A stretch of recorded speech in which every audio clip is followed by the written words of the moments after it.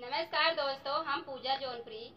आज नवरात्रि का पहला दिन है, तो माता रानी के लिए आज मैं देहाती पचरा लेकर आई हूँ। जो लोग लेडीज हैं गांव में बहुत ज़्यादा गाती हैं, तो वही हमारा पचरा गीत है। तो चलिए सुनिए और साथ में चैनल को लाइक और सब्सक्राइब जरूर करना, जैसा हो कमेंट में बताना।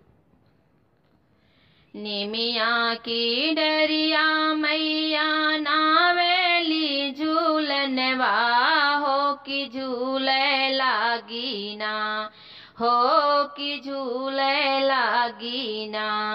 सातौ बहिनी के जोड़वा हो कि झूले लागी ना। झूलत झूलत मैया के लागली पियसिया हो कि चली भैली ना, हो कि चली भैली ना।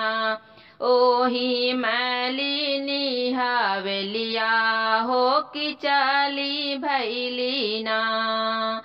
एक बन गईली दूसरे बन गईली, होती सारे बनना, होती सारे बनना।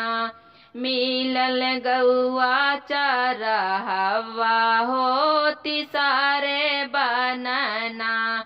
मिले गौआ चरहवा होती सारे बनना। यही पार गंगा रे ओही पार जमुना हो, वहीं के बीचे ना, हो वहीं के बीचे ना। बाटे मैलिनी हवेलिया हो, वहीं के बीचे ना। बाटे मैलिनी हवेलिया हो, वहीं के बीचे ना। बहराई बाटू की भीतर मलिनिया हो कि बूंदा एक ना, हो कि बूंदा एक ना। हमका पनिया पियावऊं हो कि बूंदा एक ना। कैसे क पनिया पियावऊं मोरी मैया हो कि गोदिया बाटे ना, हो कि गोदिया बाटे ना। बाटे बालक नादनवा हो कि मोरी गोदीना। बाटे बालक नादनवा हो कि मोरी गोदीना। बलका सूता बहु मालिन पाटे के खटोलवा हो कि बूंदा एक ना, हो कि बूंदा एक ना। हमका जलवा पियावऊं हो कि बूंदा एक ना।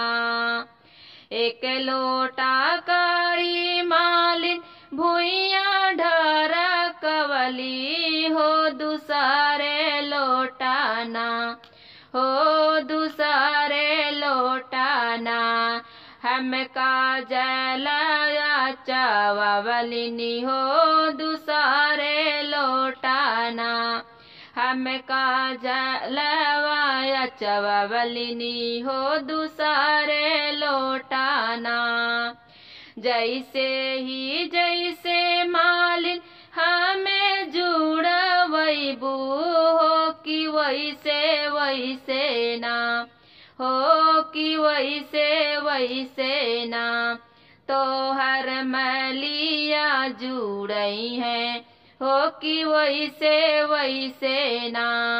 तो हर मैलिया जुड़ई है हो कि वैसे वैसे ना।